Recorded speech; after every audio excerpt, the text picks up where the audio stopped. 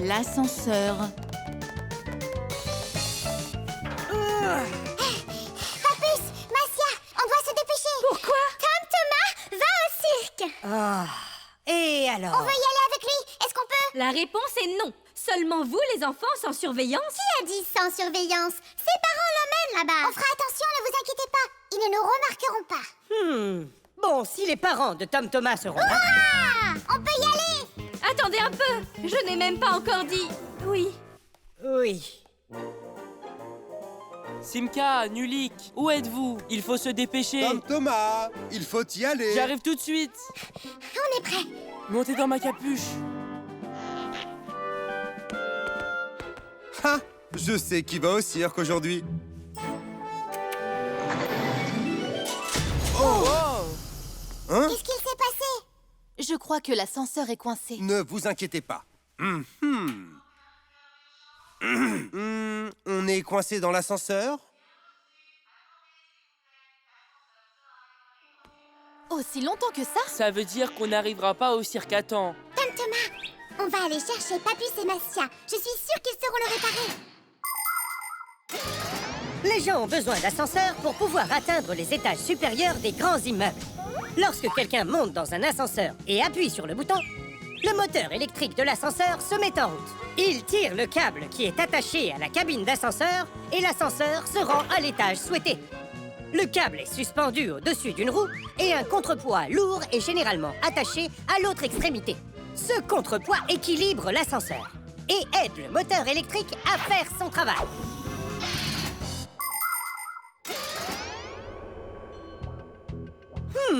Je me demande quel est le problème. Je crois voir quelque chose par là qui est resté coincé. Apparemment, on a trouvé le problème. Il faut qu'on le répare maintenant. Sinon, on n'arrivera jamais à l'heure au cirque. Tu sais, on pourrait faire venir le cirque ici. Mesdames et messieurs, je vous présente le spectacle des Fixies. Et maintenant, s'il vous plaît, portez votre attention sur la haute corde.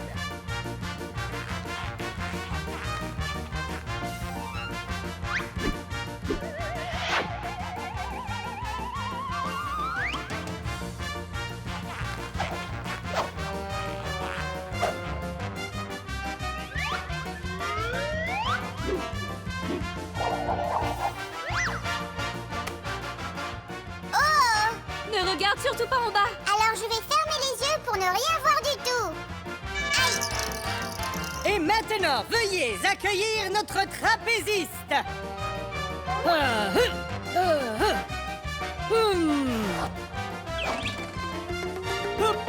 Hop là. Hey, hey, hey! Et hop.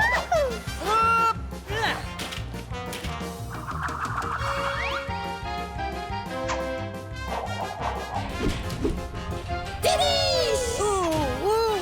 Tillich! Notre prochain numéro, un tour de force.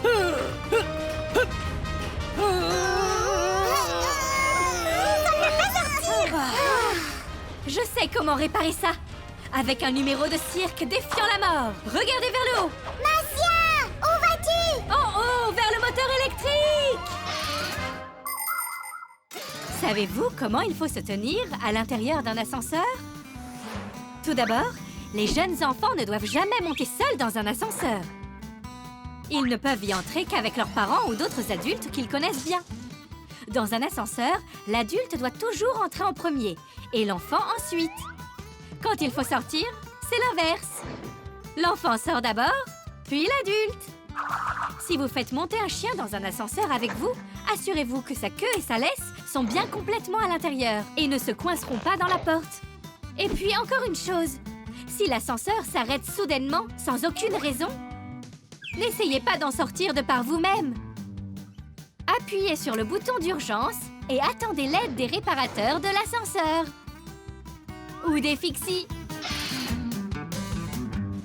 J'ai atteint le moteur! Allume-le! Oh! Ils l'ont réparé. C'était rapide. On va arriver à l'heure maintenant. Pas la peine de s'inquiéter. Arrête! Oh, c'est bien trop haut! Tom Thomas va au cirque sans nous. Pas besoin d'être aussi déçu, Nulik. Notre cirque truc est aussi bien que le leur, n'est-ce pas, Papus? Mais bien évidemment! Merci. Merci. Tu remercies qui? Comment ça, qui? Les réparateurs d'ascenseurs? La ventouse. Où est le professeur Eugénus? L'avez-vous vu? Pas encore. Étrange. Il m'a dit qu'il viendrait aujourd'hui pour effectuer des tests. Grampus, juste ici, sous le verre, il y a un mot. Chers amis, Ça veut dire que ce mot est pour nous. C'est parce que le professeur Eugénus peut toujours compter sur nous. je vais à une conférence aujourd'hui. Alors que doit-on faire? Pendant mon absence, veuillez garder un œil sur chacun de mes tests. Il y a la montre bracelet. Mais où est-elle? Elle est juste là.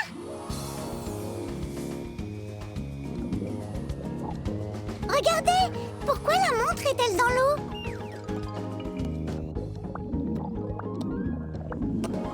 Pour que les poissons sachent l'heure qu'il est, Nulik ne dit pas de bêtises. C'est un test qu'il a créé pour la montre. Tu vois, c'est écrit « résistant à l'eau », juste là derrière. Ça veut dire que l'eau ne devrait pas pouvoir y pénétrer. Je vois. Donc le professeur doit vérifier que ça marche bien sous l'eau. Compris? Oui, j'ai compris.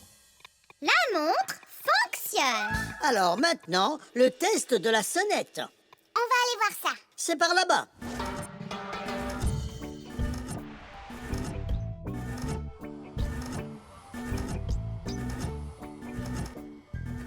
Qu'est-ce que fait ce truc? Il teste le bouton pour voir à quelle vitesse il s'use. Afin de vérifier la qualité d'appareils électroménagers, de jouets, d'articles de sport ou toute autre chose, il faut leur faire subir des tests sérieux. Prenez par exemple les téléphones. Il faut à la fois tester leur résistance à la chaleur et au froid, car ils doivent fonctionner dans des endroits aussi chauds que l'Afrique et aussi froids que l'Arctique. On teste les ordinateurs pour s'assurer qu'ils peuvent être secoués et bousculés. Ainsi, on peut être sûr qu'ils fonctionneront sur un bureau à la maison, dans un parc à l'extérieur ou pendant un voyage. Différents types de produits nécessitent différents types de tests de durabilité. Par exemple, les chaussures de sport et les pneus de voiture sont frottés et comprimés encore et encore pour voir combien de temps ils peuvent durer. Oui, les tests sont très importants. Sans test, une machine ou un appareil pourrait vous laisser tomber au pire moment. Si des invités viennent nous rendre visite une fois par semaine et qu'une fois par mois, un voyou sonne à la porte et s'enfuit, alors je pense que cette sonnette pourra durer environ 400 ans. C'est long. La sonnette marche encore. C'est très bien. Et aussi, Quoi? je ne sais pas. Il faut qu'on tourne le mot pour lire la fin. Mais comment? Oh, en soulevant le verre, c'est tout. Hop, hop, hop.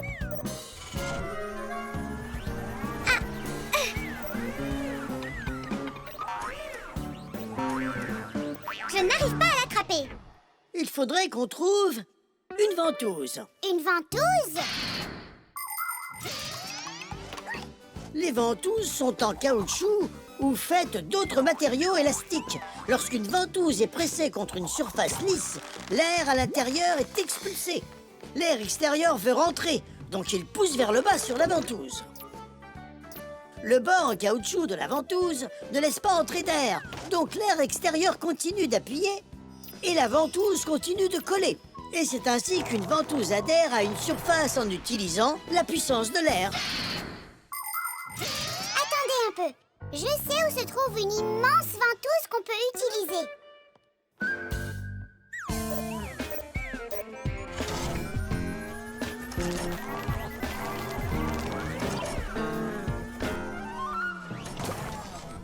Ah, c'est une immense ventouse, Nulik.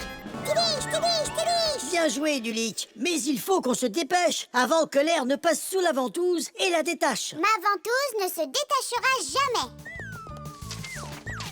Alors voyons ce qui est écrit ici. Simka, tu devrais te dépêcher.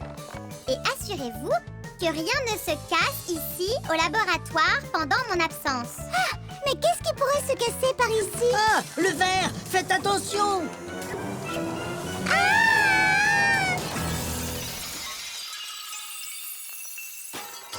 Ah, oui. Voilà qui est fait. Et qui va nettoyer tout ce verre cassé? Ah, tu ne le sais pas, Nulik? C'est lui qui nous a dit d'utiliser cette ventouse. Non, Simka, elle a lu bien trop lentement. Écoutez, pas besoin de se disputer. C'est moi qui ai pensé à la ventouse, je vais nettoyer ça. Mais non, Grand-Puce. On va nettoyer ce bazar. Professeur, je trouve que l'idée de la ventouse était très bonne quand même. Les outils. Attendez, il y a ces trucs géniaux que je veux vous montrer.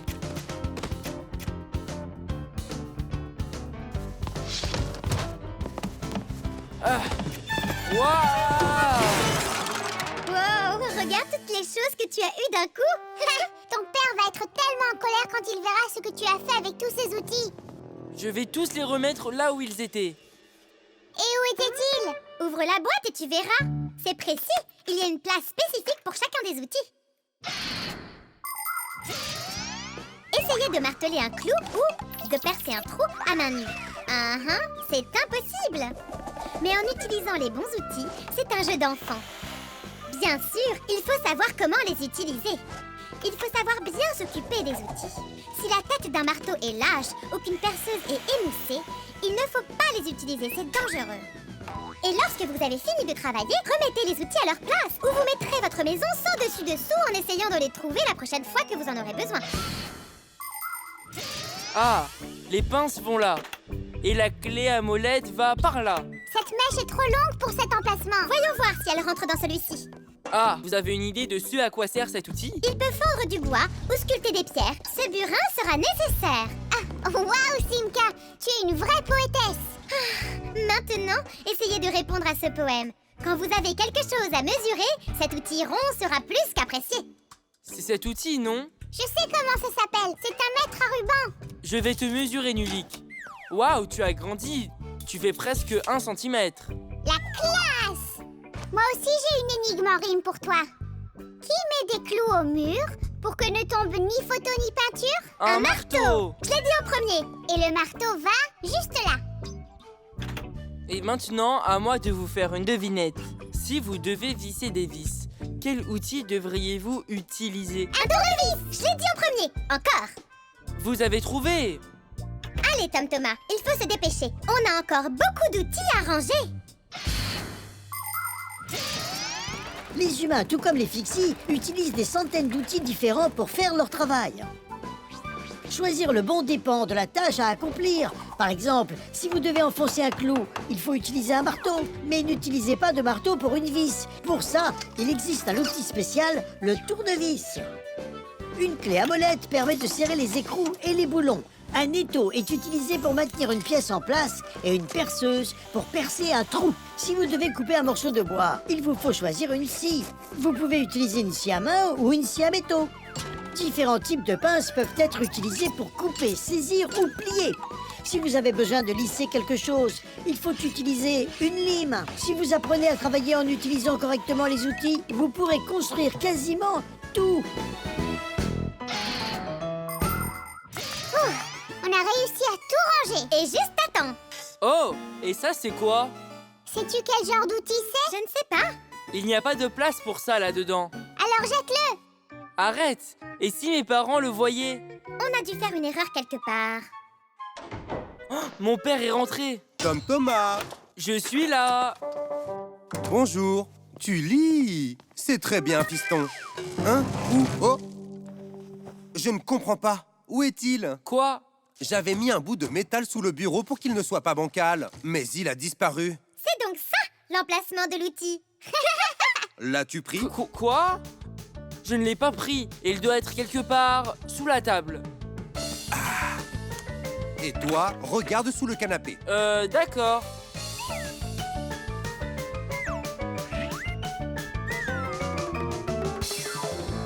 Qu'est-ce que tu crois qu'il veut? Il veut qu'on récupère ce truc en métal de la boîte de son père. Alors allons-y, c'est parti.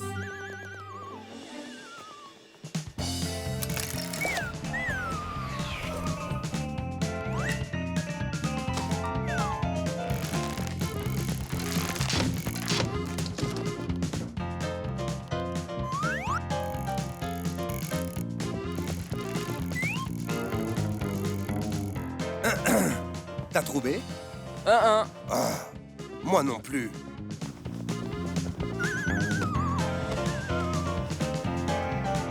Je l'ai trouvé, papa. C'était sous la table, comme je te l'avais dit. Hein? T'avais raison. C'est bizarre. Comment ai-je pu le rater? Peut-être que tu es fatigué de travailler autant. Peut-être. Tidiche. Quoi?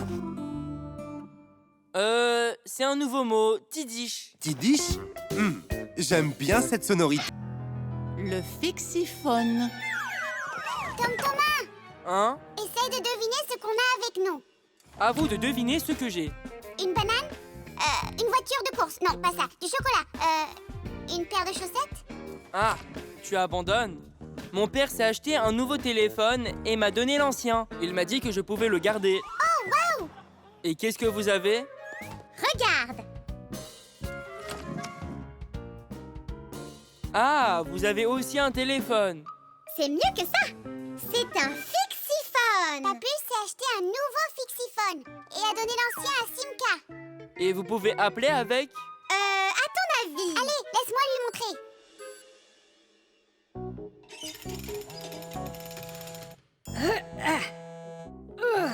Bonjour, Papus! Bonjour, Nulik. Pourquoi tu m'appelles? Juste pour dire bonjour. Nulik, ne m'appelle pas quand tu sais que je travaille. D'accord. T'as vu ça? Et alors? Je peux aussi appeler avec mon téléphone. Tu peux appeler des humains, mais pas des fixis, par contre. Un fixiphone est un smartphone conçu spécialement pour les fixies. Non seulement les fixies peuvent appeler avec, mais ils peuvent aussi accéder à leur propre internet fixie. Dans un fixiphone, il y a un appareil photo, une lampe de poche, des actualités, des jeux, des films et des fixissons. Ce sont les chansons préférées des fixies. Les enfants fixies les adorent, leurs parents aussi, car grâce au fixiphone, ils peuvent facilement faire savoir à leurs parents où ils se trouvent et s'ils sont en difficulté ou pas. Au fil des ans, les humains ont appris à transformer leur téléphone en téléphone portable, puis les téléphones portables en smartphones. Ils les utilisent pour s'appeler et se connecter à Internet. Un smartphone est presque aussi puissant qu'un ordinateur, mais il y a encore un long chemin à parcourir avant d'être aussi pratique qu'un fixiphone. Oui, c'est super les amis. Sauf que ce téléphone fait la même chose. Mais est-ce que ton téléphone peut faire ça? Regarde par là-bas. Tu veux dire ici? C'est juste une souris. Et maintenant, regarde-la. Waouh! Mais il n'est pas là. Regarde, il est là. Et ce n'est pas tout. Regarde. Une souris permet de se déplacer dans l'ordinateur, et quand on la bouge... T'as compris? Personne d'autre ne peut voir le fixie, à part toi. Et il peut t'aider. Super! Oh, ça serait génial d'avoir mon propre fixiphone. Qu'est-ce que tu racontes? Tu n'es pas un fixie. Oh, c'est dommage. Je dois aller à l'école, les amis.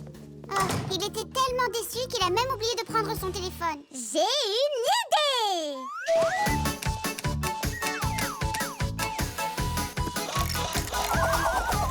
Il sonne et vibre toute la journée, chante comme un petit oiseau. Le téléphone est aussi bien pour jouer à des jeux. Ring, ring toute la journée, ring, ring toute la journée, ring, ring toute la journée. Même quand je suis couchée, le téléphone a remplacé ma sœur et aussi mon frère. Je l'utilise comme une horloge ou bien comme une caméra. Ring, ring toute la journée, ring, ring toute la journée, ring, ring toute la journée. Pour remplacer maman. Apparemment vous avez utilisé le mauvais doigt pour appuyer sur les boutons. Cette personne n'habite pas là. Ring, ring toute la journée, ring, ring toute la journée, ring, ring toute la journée. C'est le mauvais numéro. Ring, ring toute la journée, ring, ring toute la journée, ring, ring toute la journée. C'est le mauvais numéro.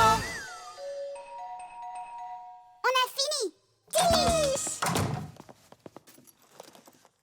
Regardez, c'est un... Surprise!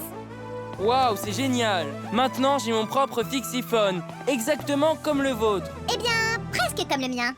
Tom Thomas! Tom Thomas, prête-moi ton téléphone pour appeler le mien. Il faut que je le retrouve. Oh, waouh! Tu as tout changé là-dedans. Où suis-je? J'imagine que je suis Papus? Ah, quel drôle de nom tu m'as attribué.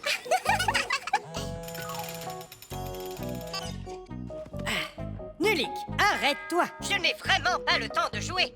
Quoi? Mais qui est-ce? Ce n'est Ce n'est pas Nulik. Qui est-ce? Sais-tu qui je viens d'appeler? Est-ce que quelqu'un sait à qui appartient ce téléphone-là? Oh, ta mère l'a retrouvé. J'arrive. On s'occupera de ces numéros plus tard. Oh, Papus va vraiment être en colère. Donne-moi ton téléphone, Tom Thomas, et je vais effacer tous les numéros de Fixie. Mais comment pourrais-je vous appeler? Pourquoi devrais-tu nous appeler? On est toujours dans le coin. L'antenne. Waouh, c'est trop cool ça, non? Ah, bonjour, cher petit Fixie. Êtes-vous venu voir ce sur quoi je travaille? Professeur Eugenius, pouvez-vous nous dire ce que vous envisagez de faire avec cette chose énorme? Eh bien, j'espère utiliser ce merveilleux appareil pour entrer en contact avec les extraterrestres.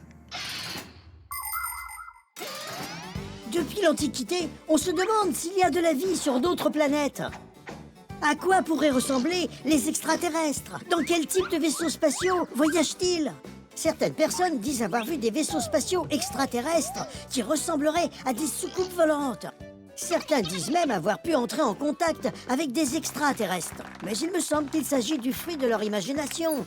Et d'ailleurs, la science n'a pu prouver aucune de ces histoires. Celle qui me fait le plus rire est celle d'un type prétendant avoir vu des extraterrestres de ses propres yeux. Le croirez-vous?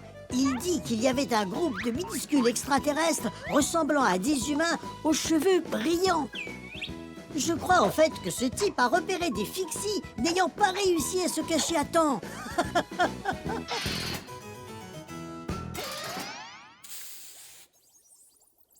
C'est prêt.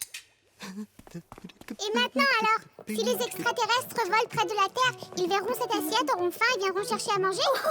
Les extraterrestres n'ont pas besoin d'assiettes comme ça, ils ont des assiettes qui volent, les soucoupes volantes. Vous dites n'importe quoi, ce n'est pas du tout une assiette, c'est une antenne. Une antenne?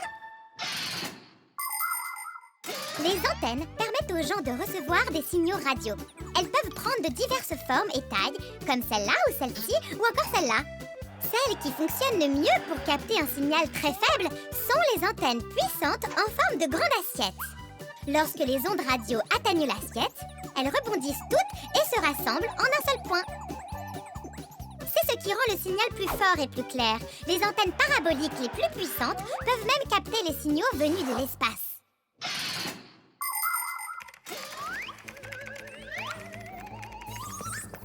Nulik, arrête! Tu vas te brûler! Ne me traite pas comme un petit bébé, d'accord? Oh, intéressant! Je me demande ce qu'il y a à l'intérieur, tu le sais? Et si on allait y jeter un coup d'œil? J'essayais juste de l'aider! Pas besoin, Nulik. Le fer à souder est bien trop chaud. Et j'ai bientôt fini en plus. Tata. Alors partons à la recherche des extraterrestres! Juste une seconde, Nulik. Voilà. Et maintenant...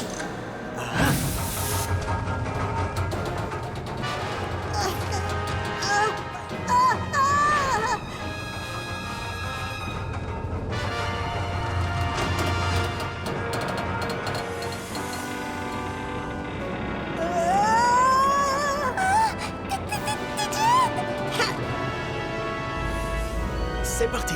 Nulik, Simka, voyons voir si on reçoit des signaux venus de l'espace. Qu'en pensez-vous? Est-ce qu'il fait nuit là où vivent les extraterrestres? Et s'ils dormaient? Arrête d'embêter le professeur avec ces questions. Laissez-nous sortir tout de suite, vous nous entendez? S'il vous plaît, on veut sortir! J'ai peur qu'ils ne puissent pas nous entendre d'aussi loin. Je n'entends aucun signal. On dirait juste que c'est statique. Soyez patients, les amis, et continuez d'écouter. TJ, on sait tous que tu es très intelligent. Réfléchis à comment nous sortir d'ici. Je crois que je sais, Outil. Reste là-bas. Oh, je vais utiliser ce code pour émettre un signal disant que nous sommes en difficulté. Attendez un peu. Vous entendez ça? Est-ce que c'est vraiment un signal des extraterrestres? C'est sensationnel! Ça veut dire qu'il existe des formes de vie intelligentes dans l'univers. 3 points, 3 tirés, 3 points. Oh, c'est un code Morse! Ils envoient un appel à l'aide. Les extraterrestres sont en difficulté, c'est ça? Oui, je crois bien. Et comment auraient-ils pu apprendre le code Morse de là-bas? Oui, C'est étrange. Il y a très peu de fixies qui connaissent ce code. Gidget le connaît. Ah. Et où est-il? Vous le savez? Et où est Outil? Bon, eh bien, je crois savoir exactement avec quels extraterrestres nous sommes entrés en contact. Je crois le savoir aussi, professeur. Baissez l'antenne.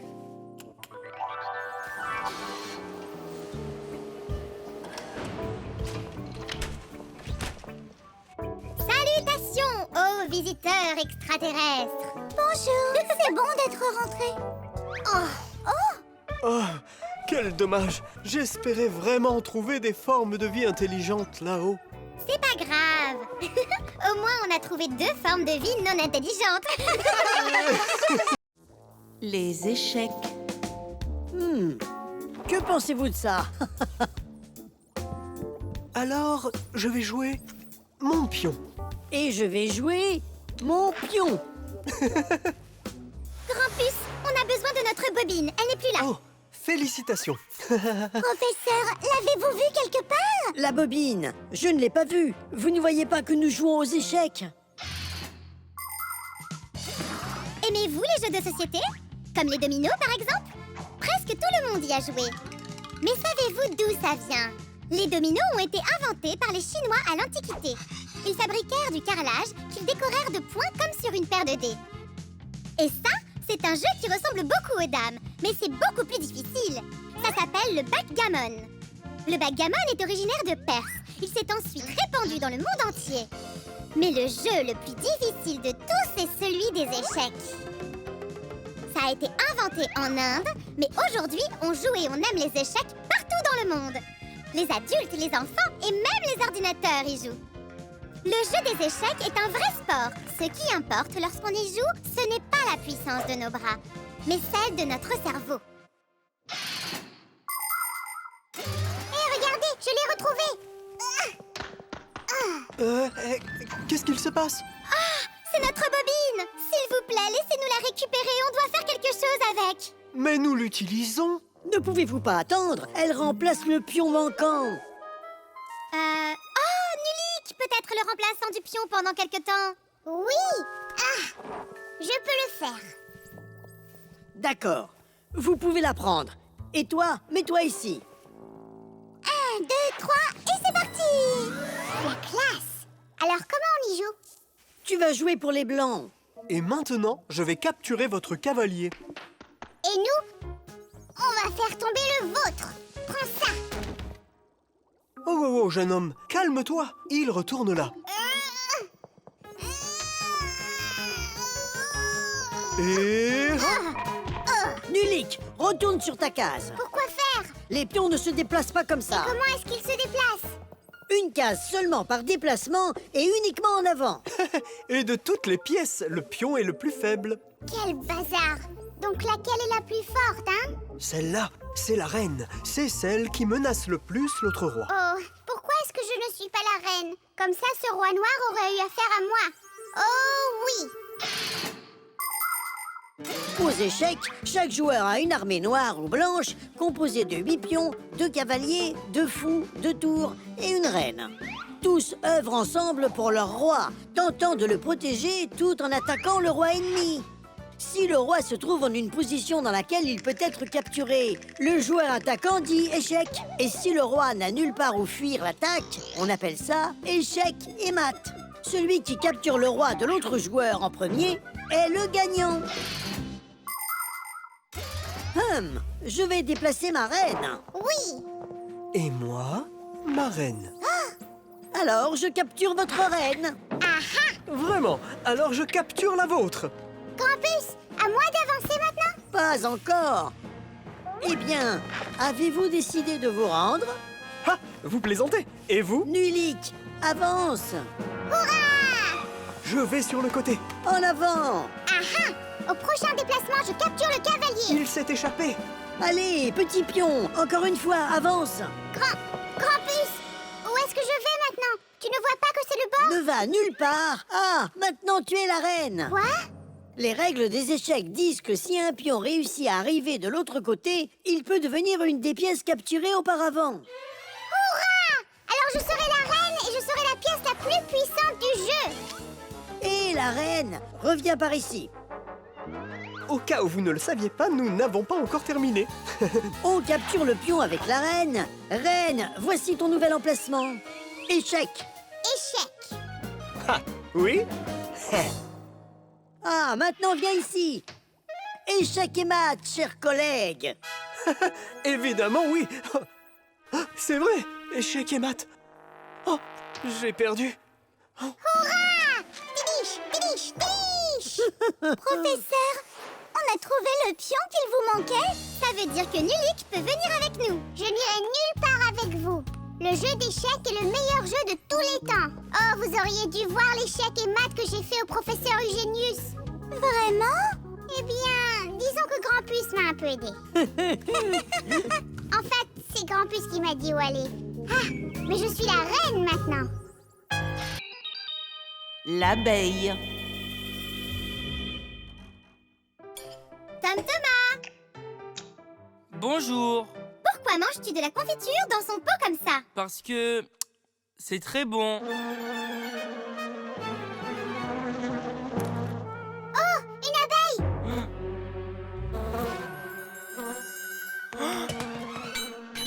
Chut, va-t'en de là. Laisse-la tranquille, c'est juste une simple petite abeille.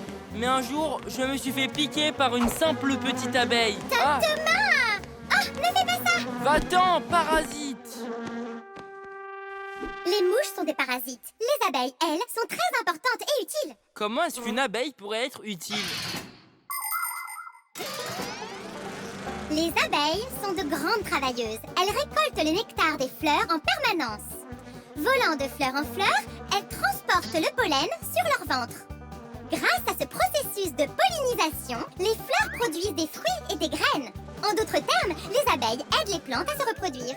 Les abeilles utilisent le nectar qu'elles récoltent pour en faire un miel délicieux et sucré, apprécié par les enfants de tout âge. Le miel des abeilles n'est pas seulement délicieux, il est également nutritif.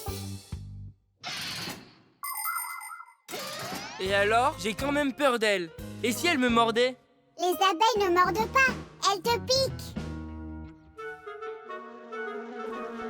Ah! Ah!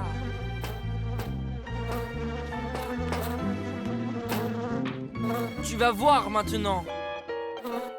Non! C'est l'abeille qui devrait avoir peur. Tyran! Oui, laisse-la tranquille, tyran! Pourquoi vous m'appelez comme ça? Qui l'arrête? Elle peut s'envoler si elle veut. Il nous faut lui montrer la sortie. Mais comment? Viens, petite abeille. Tss, tss, envole-toi par là. Pourquoi t'essayes pas? Comment pourrais-je l'appeler?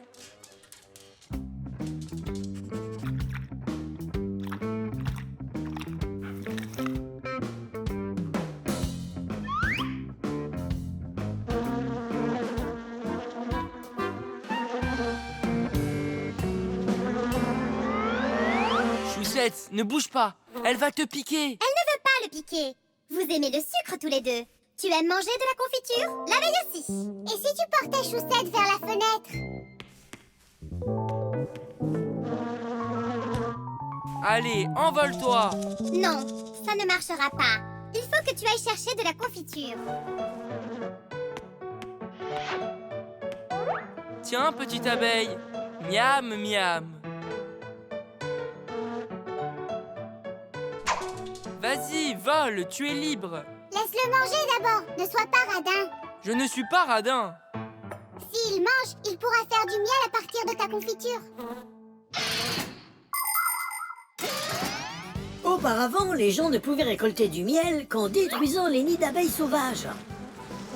Et cela a duré jusqu'à ce que quelqu'un ait l'idée d'apprivoiser ces insectes. L'on commença alors à laisser suffisamment de miel pour que les abeilles survivent à l'hiver. Les gens s'occupaient des abeilles dans ces cavités, jusqu'à ce qu'ils apprennent à leur construire de petites maisons appelées ruches. Et une ville faite de ces ruches s'appelle un rucher.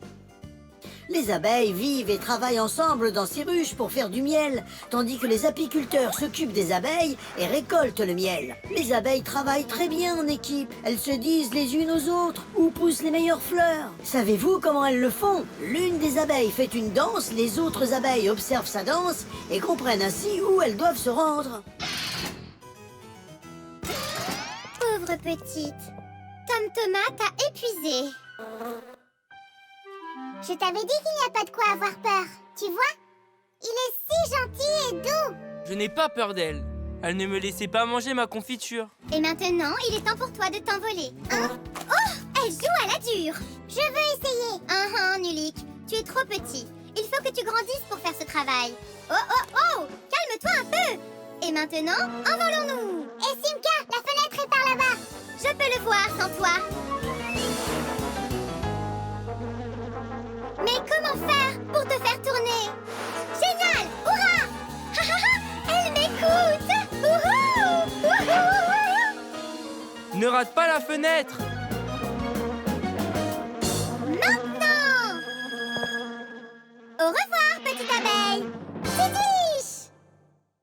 Tom Thomas, est-ce qu'il te reste de la confiture? Oui. Pourquoi faire? Alors apporte-en pour faire venir d'autres abeilles. Mais pourquoi? Comment ça, pourquoi? Parce que c'est à mon tour de voler sur une abeille. L'airbag. On va être en retard. On va y arriver.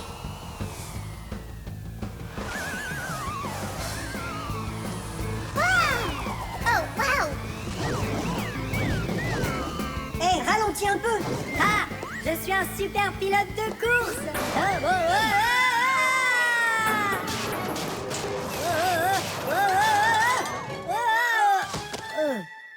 Eh bien, qui voilà? Encore Fire qui risque sa vie. Les super pilotes de course comme moi peuvent se fier à la chance. Tu sais, Fire, c'est bête de se fier à sa chance. Tu ferais mieux de te concentrer sur la sécurité plutôt. Et d'ailleurs, aujourd'hui, professeur Eugenius veut nous montrer quelque chose de très spécial. Il va tester un airbag. Qu'est-ce que c'est? Digit, explique-lui. Dans une voiture, tout le monde doit attacher sa ceinture de sécurité, car si la voiture s'arrête brusquement, la ceinture permettra de nous retenir. Mais il arrive que les ceintures de sécurité n'offrent pas de protection suffisante. Comme lorsqu'une voiture roulant vite finit par s'écraser sur quelque chose. Lorsque cela se produit, le conducteur et les passagers peuvent être protégés par un airbag. Vous ne pouvez pas les voir lorsqu'ils sont repliés car ils sont cachés. Mais si la voiture entre en collision, les airbags s'ouvrent très rapidement et la personne percute le sac au lieu de percuter le volant ou de voler à travers le pare-brise.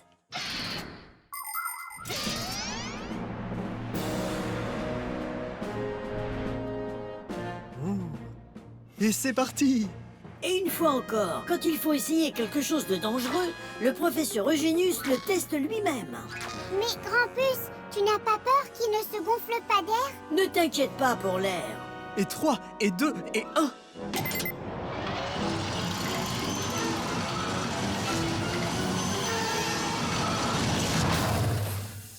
L'airbag s'est rempli en un instant. Vous avez remarqué ça? Oui, mais comment ça fonctionne? Il y a un produit chimique à l'intérieur qui brûle rapidement et se transforme instantanément en gaz au moment de l'accident. Le gaz remplit l'airbag et voilà. Ai-je bien expliqué, professeur? Ah! Je n'arrive pas à éteindre les yeux! Il faut qu'on le sorte de là. Arrêtez! On devrait demander de l'aide.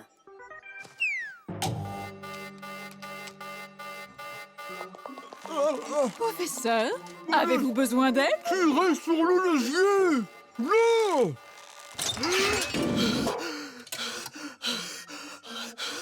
Merci, Elisa. Désolé de vous avoir dérangé pendant votre travail. Vous pouvez y aller. Professeur, comment avez-vous pu appuyer sur le bouton de là où vous êtes? Ah, j'ai pu le faire en plein vol. Vous êtes absolument époustouflant.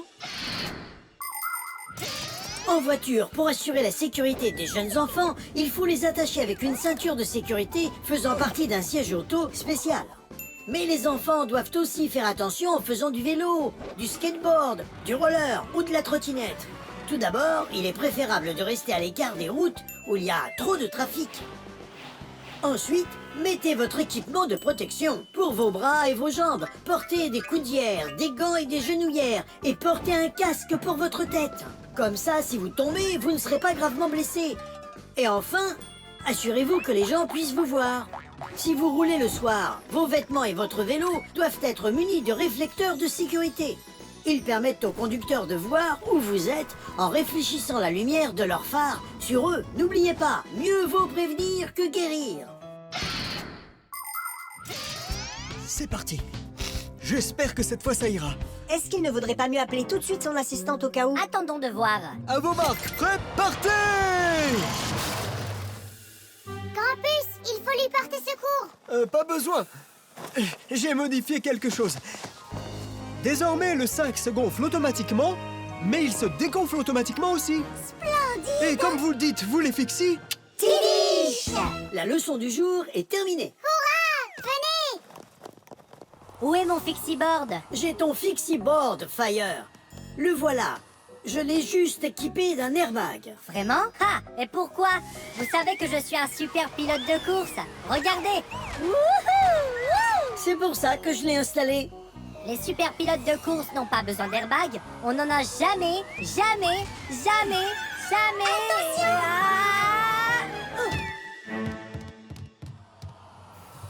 Oh, waouh! Cet airbag est trop génial! Il a utilisé un design très original. C'est mon design Fire à effectuer le test. Professeur, pourriez-vous créer un airbag pour chacun d'entre nous? Vous en aurez tous un très bientôt. Malgré cela... Pour éviter les accidents, prudence et attention! Les piles. Oh, mon petit citron, attends encore un peu. Un jour, tu seras un grand arbre merveilleux. Elle parle avec un pot de fleurs. Oh, vous m'avez fait peur. Vous l'aimez? Mais quoi? Mon semis, vous le voyez? Il va pousser en un immense arbre.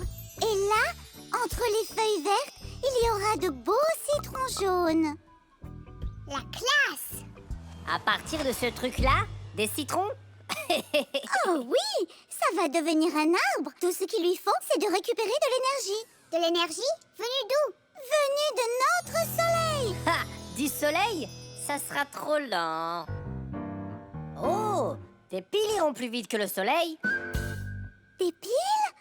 Je ne crois vraiment pas. Outil, t'as une idée de toute l'énergie qu'elles contiennent? Enterrons quelques piles là-dedans, Outil, et tu verras que ton semis se transformera d'un coup en arbre. En es-tu sûr? Évidemment. Où est-ce qu'on va trouver des piles? Par là-bas. Professeur Eugenius, on a une boîte pleine.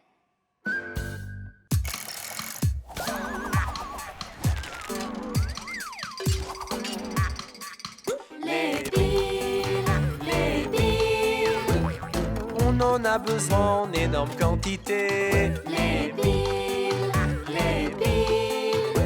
Pour que les appareils aient de l'électricité.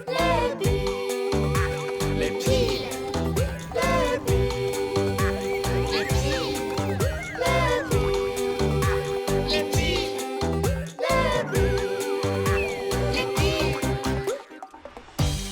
Voilà qui est fait.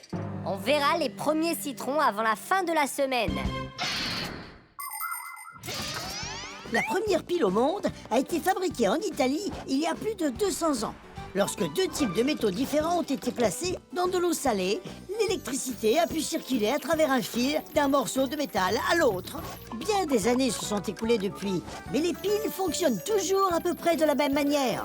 Aujourd'hui, on trouve des piles utilisées pour l'électricité partout dans le monde. De minuscules piles sont utilisées à l'intérieur des montres-bracelets, alors que les grosses batteries peuvent alimenter les voitures et même les navires. Avec des nouvelles piles produites par millions, il nous faut penser à comment devrions-nous nous débarrasser des anciennes. On ne peut pas simplement les jeter, car elles empoisonneraient le sol et l'eau. La meilleure façon de se débarrasser des piles est en les apportant à une station de collecte spéciale qui les envoie ensuite aux usines pour être recyclées. Oui, c'est une très mauvaise idée d'enterrer des piles. Vous pourriez tuer toutes les plantes se trouvant à côté. Et c'est donc pour cette raison que Professeur Eugenius met toutes ces piles usagées dans la boîte là-bas, pour pouvoir s'en débarrasser correctement. Mais où sont-elles? Oh, mon semis, on t'a fait du mal. Quoi? Où sont les piles? Elles sont dans le pot de fleurs. Mais pourquoi? Pour que les citrons poussent plus vite. Grâce aux piles? Qui a eu cette idée-là? Il va mourir. Dépêchez-vous, il faut aller le sauver. Le sol a été contaminé. Il faut trouver une autre maison pour le semis. Par là-bas, il y a un pot avec de la bonne terre. Allons-y.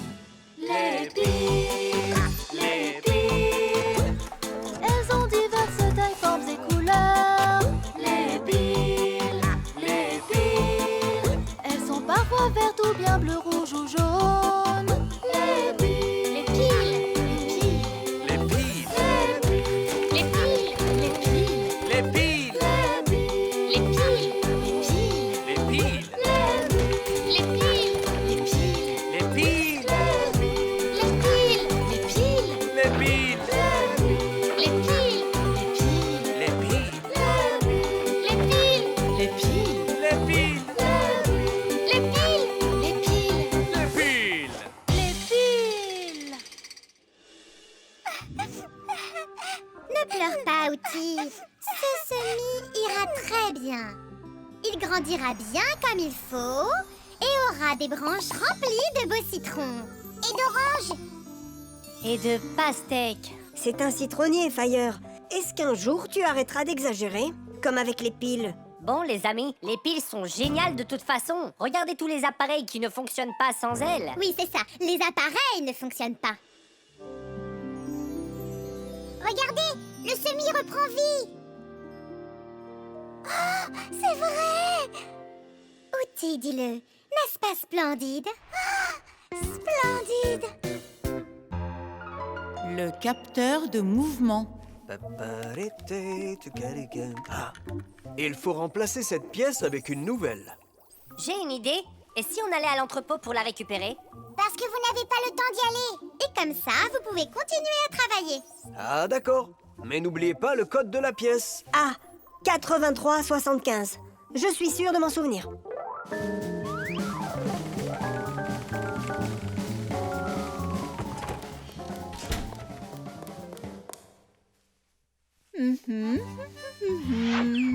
Pourquoi est-ce qu'Elissa est toujours là au mauvais moment? On doit attendre jusqu'à ce qu'elle parte. Pourquoi faire? On se cachera juste derrière elle. Fidget, as-tu trouvé la pièce? Elle est là. Tout le monde est prêt? Oui, on est prêt. Alors, on y va.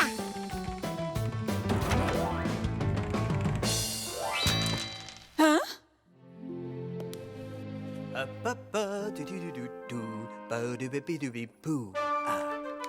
Oh, professeur Eugenius, vous êtes ici. Savez-vous pourquoi cette porte vient de s'ouvrir et de se refermer toute seule? Ah, bien sûr que je le sais, Elissa. C'est parce que je l'ai transformée en une porte automatique. Et vous voyez, j'ai installé un capteur de mouvement au-dessus. Un capteur de mouvement est une sorte d'œil électronique qui regarde tout ce qui bouge devant lui. Vous êtes-vous déjà demandé comment les portes s'ouvraient seules dans des endroits comme les magasins ou à l'aéroport? Elles s'ouvrent à l'aide de capteurs de mouvement. Quand le capteur voit que quelqu'un se dirige vers la porte, il envoie un signal au moteur électrique de la porte. Le moteur électrique ouvre la porte, puis la ferme automatiquement après que la personne y soit passée.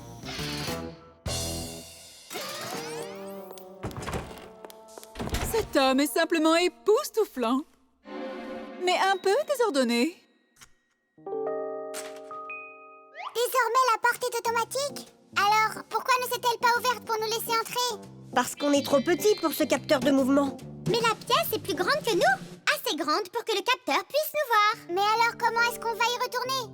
On peut duper ce truc si on reste proche du mur. Alors, restons le plus possible proche du mur.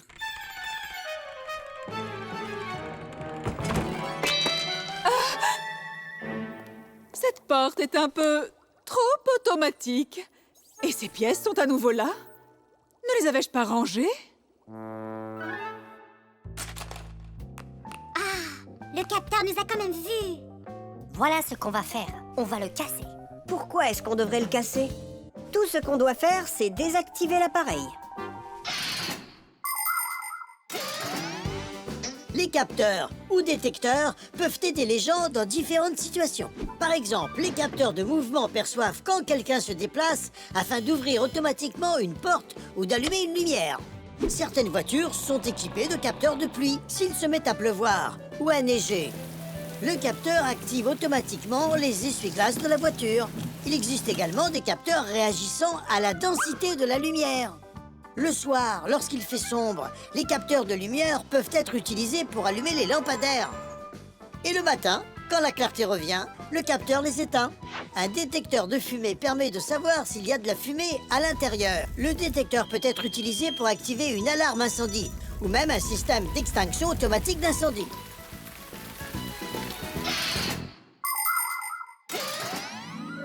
Je l'ai éteint, ça devrait marcher. Beau travail! Allons-y! Tilis! Professeur Eugenius, mission accomplie! Bien joué, les Fixies. En fait, pas si bien joué. Cette pièce-là est la A7583. Et j'ai demandé la A8375. Digit, tu n'avais pas dit que tu connaissais le numéro de code? Je le savais, mais apparemment, je l'ai oublié. Oh, Digit, j'arrive pas à croire que tu l'aies oublié. Pas grave, on va juste devoir y retourner. Merci, mais non merci. Je vais y aller moi-même. J'ai oublié de dire au professeur qu'on avait éteint le capteur de mouvement. Et je crois qu'il va s'attendre à ce que la porte s'ouvre automatiquement. Professeur! Arrêtez-vous! Aïe! Oh.